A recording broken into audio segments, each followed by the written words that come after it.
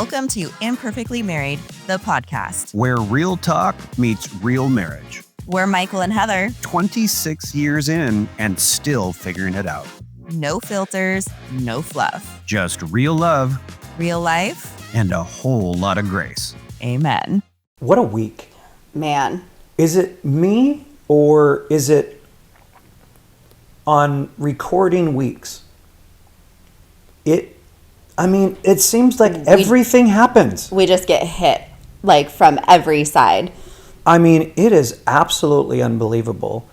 I like the fact, in a sense, that there is some challenge to, that you're doing something good. You're putting effort into encouraging and trying to help people and, just putting experience out there and trying to cheer people on, that there's some forces that are not wanting you to do that.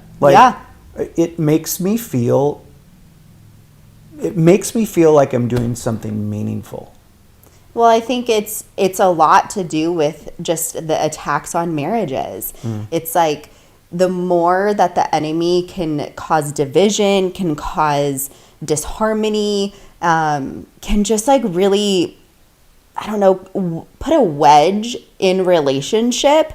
I think that's when he really he's like, yeah. And it's like, and I think that's just kind of been, what we've been kind of experiencing. I've noticed too is, though we know the enemy, called the devil, Satan in the Bible, you assume that his ultimate goal is to destroy your relationship, which would mean, divorce, ugly separation stuff. But I think there's other tactics as well that he uses to just make you very unhappy. That when people see you and see how you treat each other, that now becomes how good is that? When people are observing how someone is treating their spouse, that alone destroys reputation, it destroys relationships. It doesn't necessarily have to result in divorce for the enemy to be winning, it's so disheartening to me that kind of situation can happen. And I don't know. On weeks like this, I just feel it sometimes. And I am super stoked and excited that we're doing something that we can try to encourage relationships and marriages. Yeah. And but sometimes it's just kind of hard. Yeah, it's always hard to show up when things are a little bit challenging. Mm-hmm. So we're showing up. We are showing up. Doing the thing. And we're happy about it.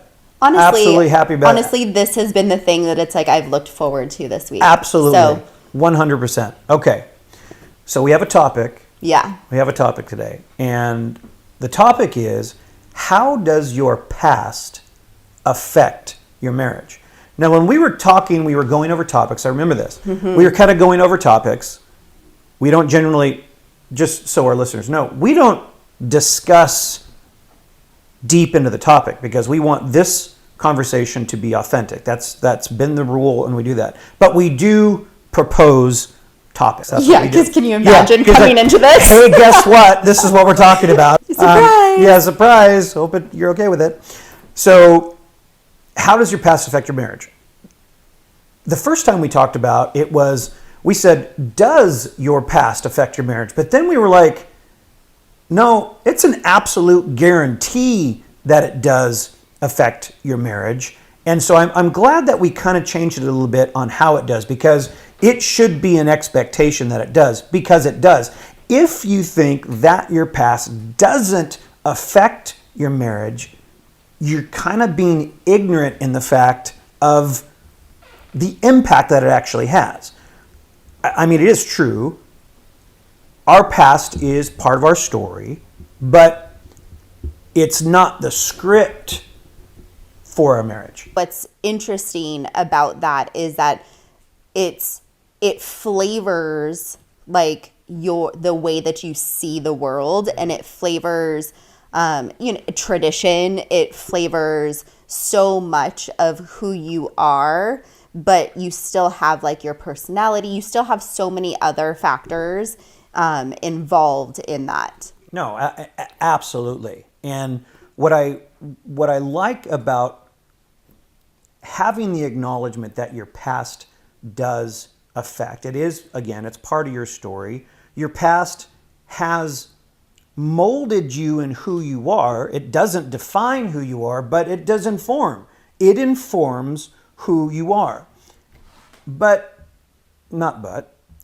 We have the potential to rewrite patterns. Yeah. I mean, we have that potential within us to rewrite patterns. We have the potential to heal hurts. We have the potential to build something new together. Mm-hmm. The problem sometimes, though, is it can be intimidating. I know for me, I want to come into this relationship.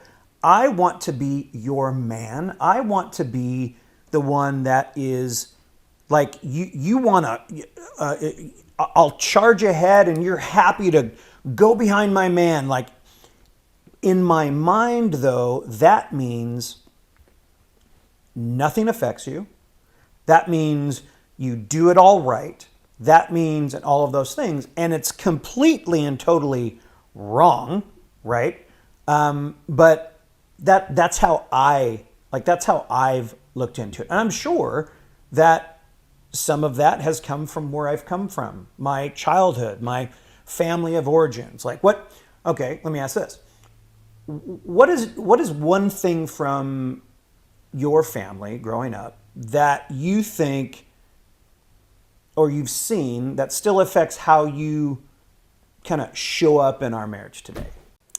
I would have to say, like, right off the bat, it's like there were things that were said to me that when I was younger that drastically defined me as a woman, as a friend, as a human, as, so much of who I was. And gosh, I don't want to cry. Oh, it's real. Come on, real. Because this is important. People feel that same, because you're talking about someone that has either said something about you in developmental years, right? That it's just, now this is who I am. Yes. And so it was probably when I was about like 10 or 11. And two different situations. So I'm sitting at school and I'm probably like in, like third grade. And this girl, which was my friend, and that's what was so hard about it. Those cut deep. Yeah. She looks at me and she goes, what did you do to get like that? And I go, like what? And she was like fat. Oh. And I was like, oh, I don't know. I guess I just eat a lot. And, my parents had just gone through like a really hard divorce. I was going between families every other week. So I'd be 1 week with my dad, the next week with my mom. And what I learned is, in those formative years, I learned that food was there. Food was my constant. Food was always going to be there. You can control that. It was the only constant. And so that became like my safety net. And then I remember on another thing. So these two situations really compounded just how I see myself and how I believe that the world sees me. And my mom and my sister, we were driving in LA, and gosh, it's like so hard. Well, no, but this is how we don't talk about it, because you would have been ready, right? You would, I know. Yeah. I kind of wish that we would. We would have been ready. This is real. This is what it is. This is real life for people. But my mom and my sister started talking about my weight, and mind you, I wasn't like I was chubby, but I wasn't like, you know, severely overweight, but I was fluffy. And they started calling me chub nut. And gosh. And it implanted a root deep inside of me that my value only comes from being thin. My people will like me more if I'm thin. So the idea that our past doesn't define us, or we bring that into marriage, like, I mean, throughout the years, like, I mean, I've probably spent thousands and thousands of dollars on all of the different, you know, gadgets and plans, and you name the diet plan, and I've been on it. But it's like that has impacted our marriage financially, emotionally, like me always looking for affirmation from you, you know, and it's like I've carried that. I've done a lot of work and a lot of healing in that area, but obviously it still hurts. Well, because those are the roots, right? Yeah. I mean, those are deep, though, even though you can identify them, which is absolutely fantastic. There are many people that are suffering the way that you've suffered, or suffered in a different way, that have not identified where it came from. They know it came from somewhere, but they have their trigger, right? They have their trigger where when somebody says something or something happens, they have a reaction in some way. So the wonderful thing for you, and I would actually encourage people, if you don't run away from your triggers, actually try to track it down a little bit. Understand why, right? That's our we always say, always ask yourself why. Why am I feeling this particular way? Why did I have that type of reaction? Because it's always tied to something, right? It's always tied to something, because it affects how, things like that. It affects on how we give and receive love. It goes through those filters, how we handle conflict. I mean, let's be honest. And then how we think about commitment. Think about that. Certain things can happen in your past, or how you've grown up with your parents and stuff like that. And commitment may look different through your lens because of where you came from. You bring that into your marriage, and these are all unsaid things. These are things that are happening inside. Mm-hmm. These are things that are happening in such a way to where you are just reacting to your own makeup, and the other person has no idea, generally, for the most part, especially in the beginning, has no idea of where you've been. And you could be reacting to something in the moment, but it's actually because of something way far back. Well, how many times have we had conflict? And how many times have we discussed things and we're not really discussing that issue? We're discussing something completely different, because we're actually recalling a past hurt or a past situation that was harmful or hurtful.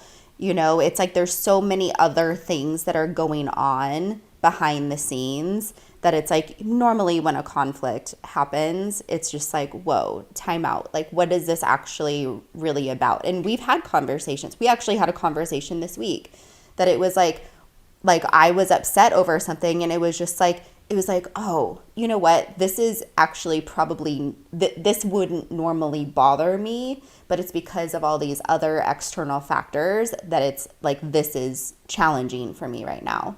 And it has to do with going inward and really looking at yourself. And it has to, you have to unearth some of the unhealthy beliefs that we have, because, those beliefs define our outcomes and our behaviors. It's like in health coaching, I had this phrase that was taught to me, and it's, our beliefs create our thoughts. Yep. Our thoughts create our feelings, And then our feelings create behavior, and behavior creates our reality. Wow. So I'm going to say it again. Yep. So beliefs create thoughts. So my belief was that I'm fat. So That's your basis. That's the basis of where you're starting. So those things that were said to me created that rooted in belief. Totally false base, but that's where you start. Yes. Wow. Because of hurt No, and pain. absolutely. So most of our beliefs are rooted in hurt and pain. Absolutely. I mean, unless we're using the Bible to counteract them. Yep. But so beliefs create thoughts. So now I think that everything that I do Through that filter. I'm fat, or I look fat, or when I try on new clothes, I'm like, well, of course I look fat.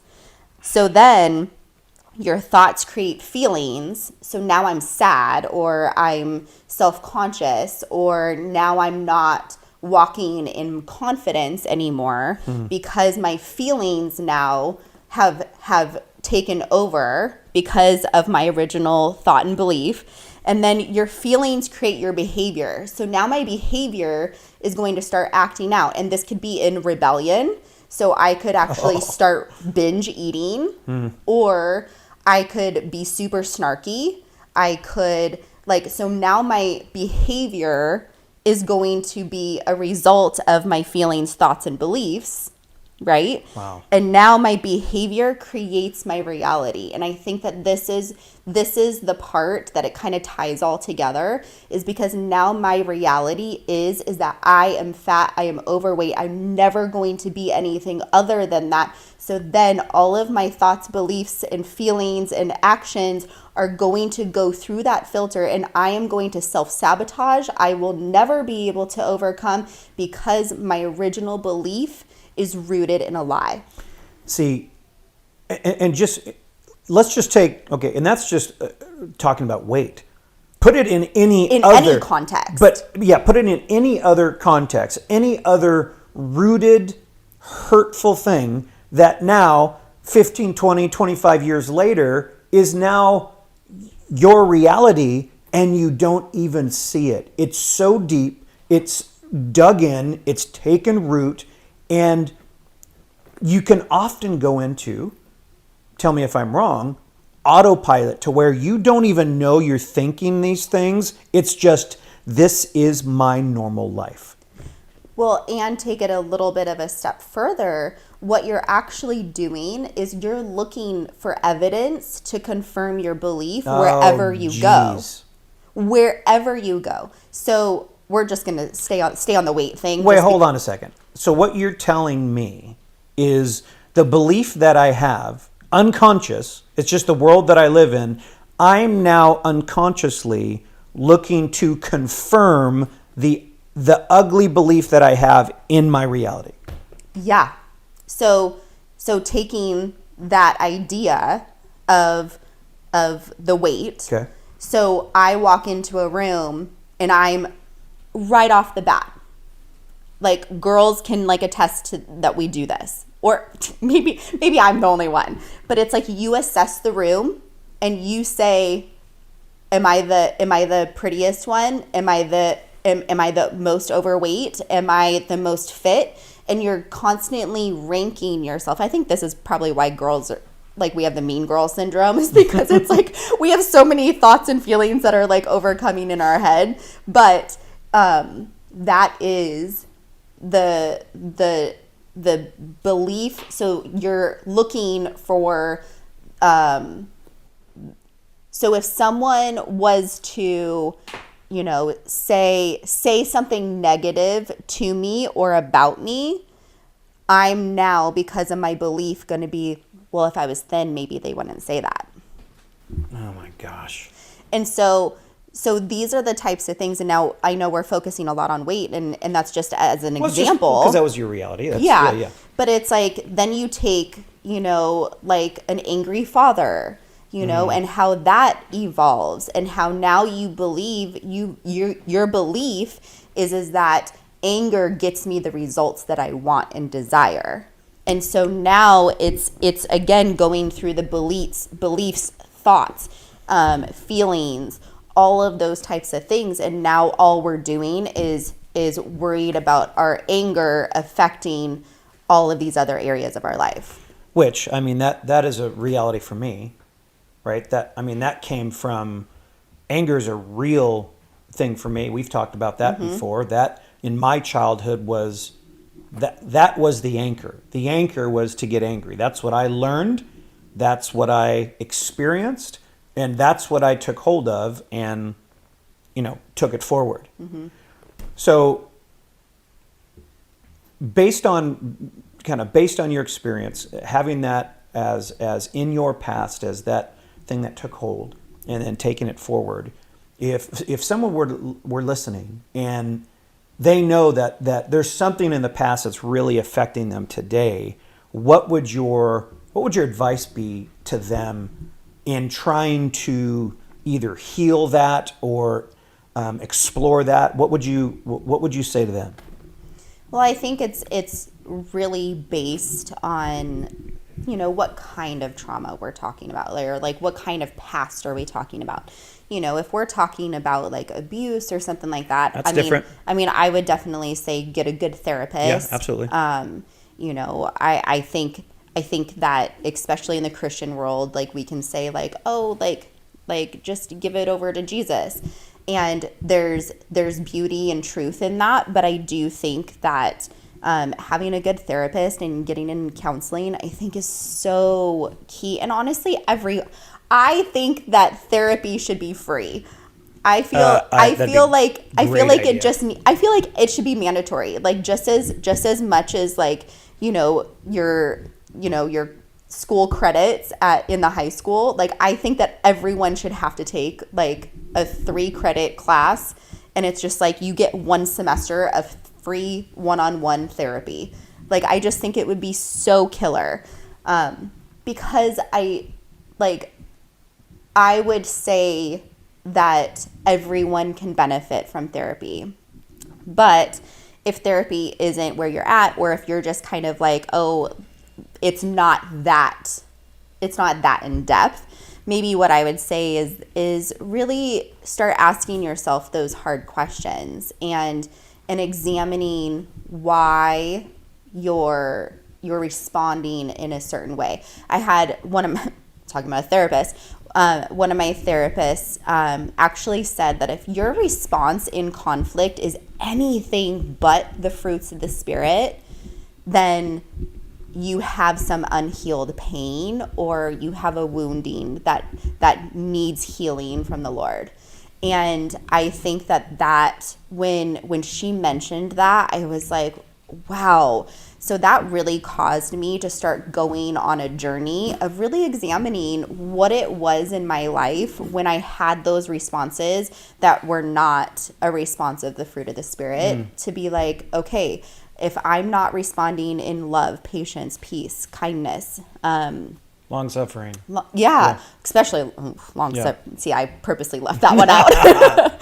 No, but there's this thing within us that we don't want to confront the hard things because we're programmed to not tackle pain. We're programmed to run away from anything that hurts, which is, I think it can provide safety for us at times. I think that it's good sometimes because it's like it's necessary is what I'm trying to say. But I do think that that walking through pain allows you to heal, allows you to be a healing vessel for someone else. I know that the people around me that have really done their inner work have just blessed me so much, because it's like that iron sharpens iron. It's like we're both moving towards healing and restoration.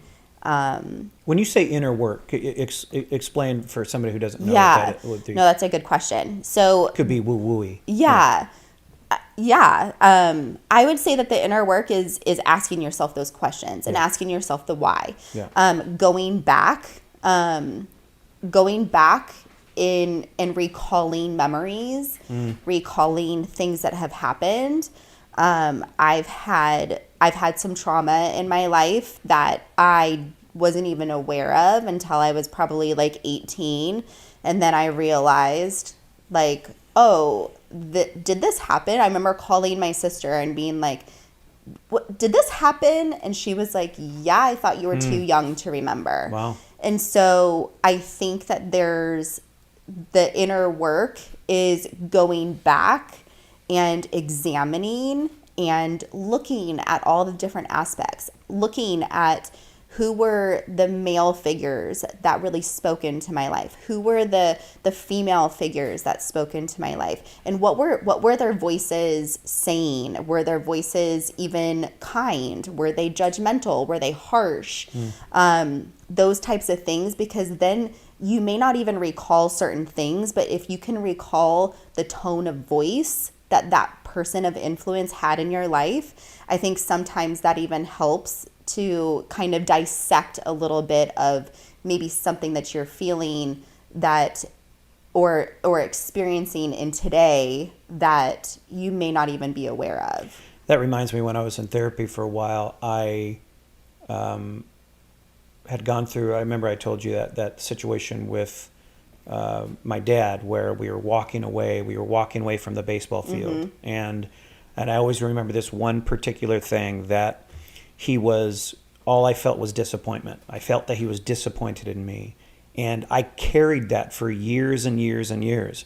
And going back through it, either some talk therapy, some IMDR, just, EMDR.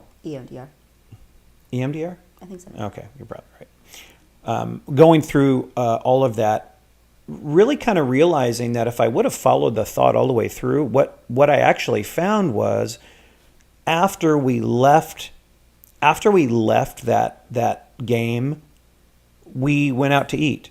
And one of the things about my family is we didn't have a lot of money. We were, we weren't, I'm not saying that we were necessarily poor, but going out to eat was a special thing. Yeah, it was a big deal. And we wouldn't go out to eat if, like, Dad was in a bad mood or something. And so what I really start to realize is that, wait a second, that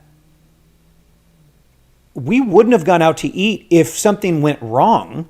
We actually went out to eat. And so I kind of replayed all of that in my mind to actually find out, like, wait, no, there was no disappointment. Wow. I've been carrying this thing my whole life, thinking that he was disappointed in me. Not to say that he wasn't at some time, but the anchor that I had was this moment that I remember. And then when I fully think of the whole thing through, I find that, wait, no, he wasn't disappointed, because we wouldn't have gone out to eat. That's for dang sure. I know that for certain. And so it freed a lot in me that would have stayed locked, would have stayed really down deep. And, talking those things through is kind of like taking a tiller in the garden of your life and just tilling up. And it's scary.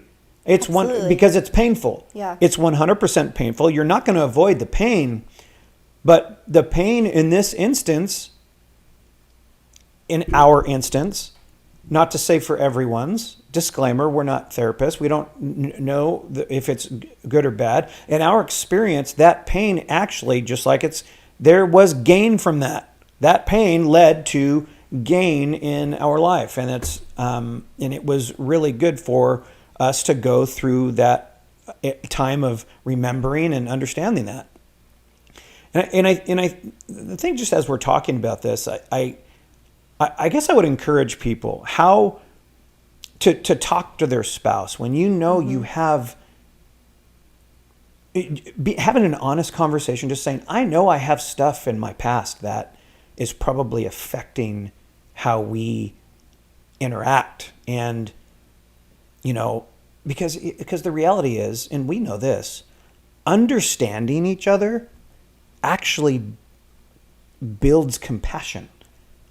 Compassion rises up when you're like, even when you say, I don't know how to do this. I don't understand. I know that I'm reacting, or maybe you don't know you're reacting, but start on the side of believing that your spouse is, we've always talked about this, that you're on my side.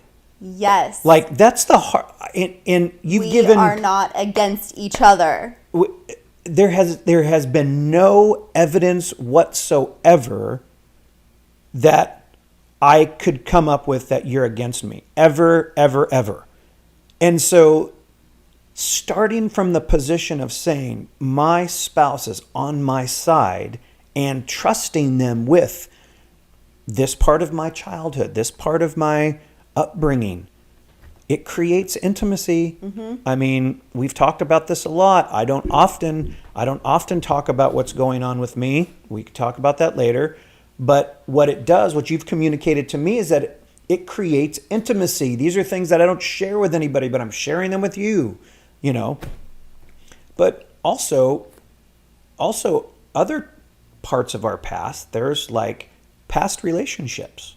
I mean, relationships that you have. Now for us, we got together so young that we didn't have many relationships, but we had, I think, enough that could have brought some, I don't know, ugliness into our marriage. Like, okay, have you ever caught yourself reacting to me based on something that someone else did in the past? Yeah, yes, but probably not a relationship. Like Okay. because you're talking about like Another relationship, like another romantic relationship. Yeah, I mean, the reality is that we were so young when we got married that I didn't have a lot of in-depth relationships outside of really us. Like we shared something that was really special and unique, and that's what was different. And so I didn't really, I would say that my relationship with my dad probably flavored our relationship more than anything. I was a daddy's girl. Yeah. And like, I remember when we were first married, the first couple years, whenever anything would break or if I ever had any problem, I would just call my dad. Yep. I'd be like, Dad, Yeah. I need Yes, you. I know. I need your help. Yeah. And I remember you saying like, I can do things too. I'm a man. And I was like, oh my gosh, I'm like totally not like leaning and pressing into you. Because it's like I wasn't used to you always being there, but my dad always was there for me. It's true. And so it's true. and being daddy's girl, like, because I was pretty much an only child. I did have a half sister, but my dad was the guy that was always there in my life. And so I would say that my relationship with my dad flavored our relationship a little bit more than any past relationship. And that's true. And that's true in our situation. But most people aren't like that. No, that's true, because most people have romantic relationships in the past that they bring into their relationships, right? We've talked about this before, the heartstrings, right? Every relationship, especially if it's sexual, there is a heartstring there that's tied, no matter if it was flingy or it was long-standing, there is a heartstring there. And there are, especially the painful ones, they can leave emotional fingerprints on your marriage, and you don't even know it. You don't even know that that's happening. And one of the things that I think is important is but we haven't experienced this, but remembering your spouse is not your ex, right? Your spouse is not like it's not your ex. Your ex. You're in a brand new thing. This is a brand new story, brand new opportunity, right? But you so know and understand at some level, because I think we have things in our past, even before we were married, that were done. I know on my part, being a little unfaithful in our dating relationship, that has come up in our marriage. Yeah. Like though it wasn't an intercourse unfaithfulness, it has come up in our relationship to where there's brought some, because it brings untrust, right? It questions honesty and things like that. So you know that, especially if you have multiple partners, that can just really impact a marriage. And Yeah. how do you, what do you think you do with that? Is it just more internal work? I would imagine it's being open and honest. That's scary. Oh, Yeah, I mean, I think being open and honest and vulnerable with your partner is always, you can never go wrong unless they're unsafe. So I will there are exceptions, say, and that's what's hard about this. Yeah, there are small exceptions. I mean, I say small in quantity. Yeah. Not in action. Not in action yeah. at all. Right. Like, Yeah. because if anything, I would say that it's ginormous. Yeah. But the ones that, so if I was like super honest and vulnerable with you and you were like, well, that's not that big of a deal. It hurts. Now the wound that I've already exposed is now a double, triple wound, because now I trusted you with my wound and you just stomped on it and you devalidated it and you so quickly moved on. And so now it's an emotional trust that is broken, and an emotional trust, when that's broken, it takes a long time to heal, because it's like, I have to trust you baby steps with a little bit more of me. Here's my heart. Yep. And, you know, it's the same thing with a friendship. It's the same thing with relationships and spouses. And I mean, it's funny because it's like we're using the example of like the baseball field or like the comments about my weight. We're using those things as examples, and in the grand scheme of things, they may seem small, but I've actually experienced a lot more big trauma in my life. But those are the things that stand out to me the most. Wow. Because it was that emotional Yep. wound.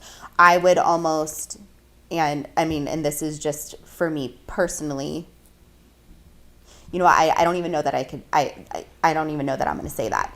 I think that the emotional wound, it goes deep. And I think that that's why the Lord talks so much about like wounds from a friend can be trusted. You know, that there's a oneness when you come together with your spouse, because my heart is now your heart and vice versa. It's like this, it's this shared journey together that I think makes a marriage and a relationship beautiful. But when that trust is broken, I think it's hard to repair. If we're talking, you know, an affair, if we're talking an emotional affair, if we're talking, you know, emotional distrust of just like, I trusted you with that piece of my heart and you didn't manage it well. It's like there's so many pieces, and we're not even talking about like physical abuse or like drug abuse or molestation. You know, there's so many things that can happen in like to us that we didn't say yes to, we didn't allow in our life, and we were just a byproduct of that. And now we bring that into our relationships. That's hard. You know, the one thing I do want to say, because these are all heavy things, right? You can get yourself into a cycle that you don't feel that you can break from. And I just want to encourage anybody listening in that healing is possible. Yeah. Healing is possible. I like, we don't know the situation, but there's always a potential for healing, but it comes from a place and an environment that it has safety and grace as its present state. And so either if you're on the receiving end or you're on the giving end, when you come with the intention of bringing, this is a safe place, I'm going to give you grace, I know this has come from before now, and it's us together, I think it's an encouraging thing to know that healing can happen. And I mean, if you find yourself in a relationship, you're overreacting or you're withdrawing, maybe we talked about a little bit about this self-awareness, right? Ask yourself, is this a now thing? Am I reacting to a now thing, or am I reacting to something that has happened to me, right? And one of the things, and you brought it up before, the inner work, the self-awareness, the knowing of yourself. I know it sounds strange, but the knowing of you, knowing how you've grown up, it's really the first step to walking in the direction of wholeness, walking in the direction of change, walking in the direction of healing. It doesn't happen overnight. We know that. But knowing and having the hope that progress to healing is possible. Yeah. It is possible. Now, disclaimer, again, I'm actually going to bring it up. You have trauma, right? You have traumatic things that are happening, unprocessed trauma, things that you and I have not necessarily experienced, whether from childhood or actually in adulthood. They come to the surface often in the way that you love, in the way that you argue, in the way that you connect. And those are things that need to be processed. I can only imagine how scary it must be, because the encouragement would be to go to a licensed therapist, have them walk you through, find a safe place to, communicate and talk these things through. You can talk to your pastor, start talking about it with safe people so that you can begin to process these things, because they do come to the surface. Mm-hmm. And in many ways, they might be holding you down. They may be stealing your joy. They may be robbing you of your hope. And I just have to encourage you, don't ignore the trigger. Don't ignore trace out that trigger, right? Because a lot of the times our reactions and our outward behaviors are actually an indication of something going on inside. And it's that that's good. It's that deeper thing that's happening that's kind of just bubbling to the surface. Yep. So, when we have that initial quick response, or, when we're triggered or we're looking for a way out, or I shut down most of the time. So that's usually my thing. So when that's happening, it's what is going on inside, and asking yourself, where do I even feel it in my body? What thoughts am I having on that? What emotion am I having? Because then it helps you kind of narrow down and get to the root of where it is. Because a lot of the times we just want to clean up our actions and just say, well, I'm just going to have better self-control. I'm not going to get angry anymore. And the reality is that it's now we're just going to jump to the vice of control instead of actually gonna white knuckle through it. Yeah. And it's what really we need to do is go deep and start cleaning up the inside, because when we do the inner work and when we do that in-house cleanup, right? Yeah. It's that's when our outward actions kind of follow suit. That's when we're a healthier human. That's when, a lot of the times too, our bodies physically carry stress, and if we may not even know it. And so I think that those types of things, like focusing on the inward instead of so much on the outward control that we tend to grab a hold of, I think is really key for walking out that healing as well.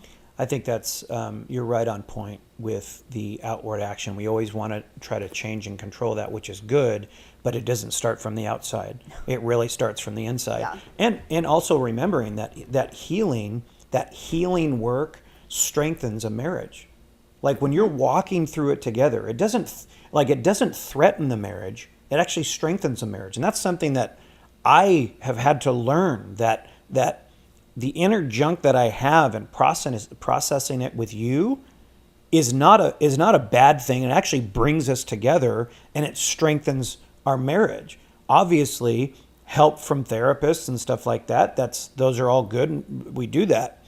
But there's also the encouragement that walking through this with your spouse is a great thing for your relationship for the most part. Again, Yes. a lot of disclaimers in this episode. Because I do want to say that when you start cleaning up the inside, it's like cleaning out the garage. Oh, yeah. It gets worse before it gets better. And so I just want to kind of give someone That's a great point. Give someone hope that it's like, if you've never gone to therapy before, or if you're not used to that, it can be a little jarring. I remember the first time I went to therapy, I'm sitting there and I'm going, why? I thought I was supposed to feel better after coming. And it's like, I actually feel so much worse about myself. I feel worse about my situation. And it's because you're tilling up the soil. You're processing and you're working out some of those things that we have been stuffed and buried for so long. So I think that's just my word of encouragement for anyone that's maybe on the fence on therapy or haven't really done it. It's okay if it feels worse before it feels better. Because it's most likely going to happen that way. I mean, in my experience. I certainly know because the same thing, I was slow to get in therapy, but then when I went, it was like, it's good, but I'm getting confronted on some stuff, Yeah. And talking about this has been a great topic, and it actually goes deeper, and it goes pretty far. I mean, when you think about things like personal patterns and habits that you bring in, like I know like a habit for me or a pattern or thought that I had when we came into marriage. Our first argument, I think, in our marriage that we had when we got married in the trailer, I'm like, where's my socks, right? I had this expectation that wasn't communicated to anybody. I just had this expectation that I brought into the marriage of like, well, I thought you were going to do like the laundry and you were going to do all this. And it's like, I was having an expectation on you that you didn't know, right? And I am now frustrated, and this is all because of what I'm bringing into the marriage. See, being ignorant of that you're bringing in things that are unsaid, not knowing that you're doing that is such a disservice to your marriage. Go even farther. Spiritual background. Our spiritual backgrounds are completely different. Yeah. And I come in with an expectation like, hey, we're doing Jesus. This is what we're doing. Not that you didn't come in like that, but you didn't grow up like that. Like yours is completely different. And just think about coming into, that's where the Bible talks about being unequally yoked. Well, that's basically what that means is one person's going after Jesus and the other person isn't. The Bible says it's not a winning combination. Not that it can't work. It's not what it's saying. But what it's saying is it's not really a recommendation in doing that, because there's going to be conflict and expectation going into the marriage that it just didn't need to be like that. And what I love about that picture of being unequally yoked, and this was taught to me in high school, because again, I didn't grow up in a Christian home, so I didn't even know what a yoke was. I was like, what is that? And it's the harness that they put over the ox to plow the fields. Yep. And they put two side by side, right? Side. And so when you're unequally yoked, I just loved this picture because this is what happens is one's going hard for Jesus, or one has strong values, strong morals. It doesn't even have to be, It's true. It doesn't even have to be, That's a great like, point. like Jesus focused. Yep. And what's happening is the weaker one actually pulls back. And so you end up going in a circle, and you're just plowing in a circle, and you actually end up burying yourself. Yeah. So that picture of being unequally yoked is actually a really beautiful one within marriage, because you have to ask the hard questions. You have to get real, and you have to be vulnerable, and it needs to be this give and take. If I'm just sitting in our relationship and I'm just like, I'm just the vulnerable one, and here's all of me, and then you're just like, oh, good job, babe. Oh, good on you. And it's like, and I'm not Which getting, has happened before. yes, we've gone through seasons, Yeah. and I would have to say that those are the seasons where I feel most detached from you. And because you want to finish the race together. You Yeah. want to run at the same pace. And I'm okay with pulling back sometimes, but I just need to know that we're going forward and that we're not stopped, or you're not on a bike and I'm running, you know. Absolutely. It's like I want to know that it's like we're moving in the same direction. And I think that that's one thing that has really worked for us with our past and bringing those things. I think we've been in seasons where we've both been very unhealthy, and it's reflected in our marriage. Yep. And then there's also been seasons of where we've really kind of done that work, and we've tilled up the things. We've had those hard conversations of like, hey, are we still in this? Like, do we want to continue being married to each other? And a lot of that is rooted in the things of our past. Yeah, absolutely. And that is just a reality, because if a perfect marriage was perhaps modeled, maybe it wouldn't, like, especially for me, maybe it wouldn't be so quick for me to be like, oh my gosh, like I can't do this anymore, you know? So based on our topic, how does your past affect your marriage? What would be your closing encouragement for those that are listening?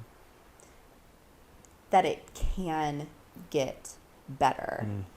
And I think that this is one of those hard topics and hard situations, because you could be one conversation away from that breakthrough. You could be, one date away from being able to have that turn.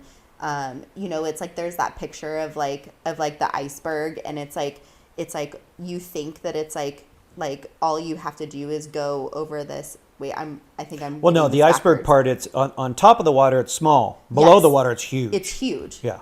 But wait, then what's that? What does it mean? Well, in other words, below the surface is where all the junk is, where all the stuff Okay. is. Yeah. Okay. Yeah. So It's internal. It's Yes. the internal. Yeah. Yeah. You got it. So it does work. Yes, no, it worked. But I don't know. Now I lost my train of thought. Yeah, I'm sorry. Well, I think you were absolutely on because that's how we want to encourage someone, is to say it can get better. It can It get absolutely can get better. Your past, it shapes you. Absolutely, it shapes you, but it doesn't have to define your marriage. Healing is a journey.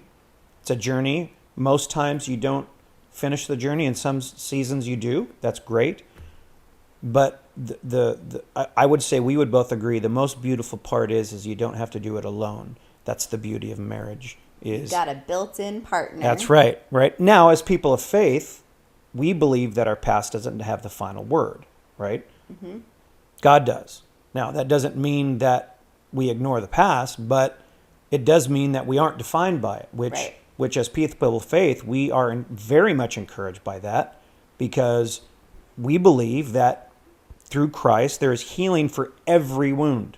Even the deep ones, there's healing for that. There's redemption for every regret. There's grace for every weakness. That is encouraging. But even if you're not a person of faith, healing can happen.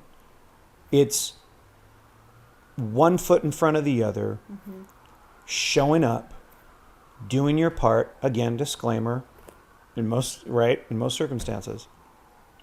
But keep pressing forward. Keep growing together. And trust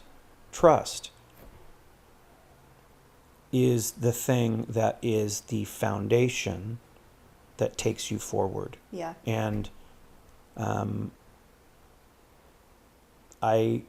this was a great topic, and it makes me think more about, as I'm thinking about it, more about my past and how my past has informed our marriage. Mm-hmm. And really, just even in our study and doing research and stuff like that, it's really enriched me in thinking, wow, there's a lot that we bring. There's a lot that we bring from our past. Yeah. It makes me think of our kids, and I'm like, oh gosh, what are our kids Oh, going to my bring into their goodness. marriages? Oh, all good stuff. All good stuff. It's all going to be great. They're not going to need therapy. Totally different with us. Actually, all of our kids have been in therapy. Yeah, they have. How about we pray? Yeah. Father, thank you for today and for this time, Lord. This topic of the realization that the past that we've had, Lord, that you see has been brought into a marriage. And Father, what I'm asking for our marriage and for the relationships that would be listening, that they would be drawn together to walk the journey together, and that there is hope, especially hope in you. Mm-hmm. But Father, we ask that you would bless those relationships, Lord, that are just taking one step forward to understanding that their pasts are affecting today and to work through it together. We ask that you would bless them in that journey. In Jesus' name, amen. Amen. I love you. I love you. 1, 2, 3, 4. Thanks for spending time with us today on Imperfectly Married. We hope something in today's episode encouraged you or gave you a fresh perspective. If it did, share it with a friend, leave a review, or connect with us on our social platforms. Remember, no marriage is perfect. But yours is worth fighting for.